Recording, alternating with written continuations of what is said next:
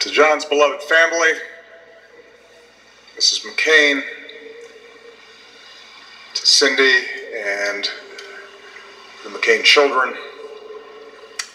President Mr. Bush, President Secretary Clinton, Vice President Mrs. Biden, Vice President Ms. Cheney, Vice President Gore, and as John would say, my friends. We come to celebrate an extraordinary man, a warrior, a statesman,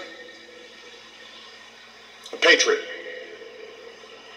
who embodied so much that is best in America. President Bush and I are among the fortunate few who competed against John at the highest levels of politics. He made us better presidents,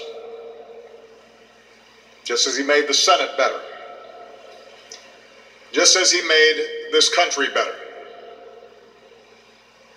So for someone like John to ask you, while he's still alive, to stand and speak of him when he's gone is a precious and singular honor.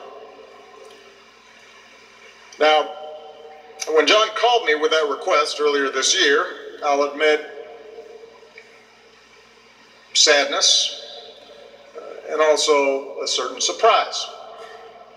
But after our conversation ended, I realized how well it captured some of John's essential qualities.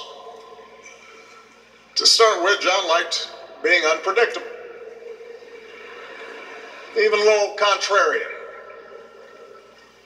He had no interest in conforming to some prepackaged version of what a senator should be, and he didn't want a memorial that was going to be prepackaged either. It also showed John's disdain for self-pity. He had been to hell and back, and yet somehow never lost his energy or his optimism or his zest for life. So cancer did not scare him, and he would maintain that buoyant spirit to the very end, too stubborn to sit still, opinionated as ever, fiercely devoted to his friends, and most of all to his family. It showed his irreverence, his sense of humor, a little bit of a mischievous streak. After all, what better way to get a last laugh than to make George and I say nice things about him to a national audience?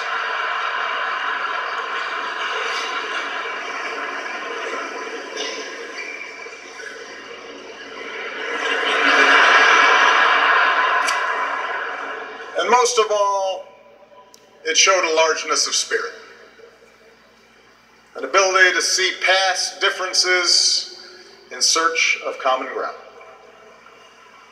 And in fact, on the surface, John and I could not have been more different. We're of different generations. I came from a broken home and never knew my father.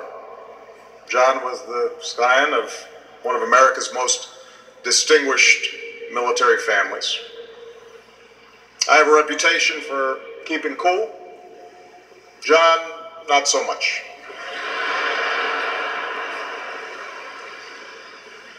We were standard bearers of different American political traditions, and throughout my presidency, John never hesitated to tell me when he thought I was screwing up, which by his calculation was about once a day.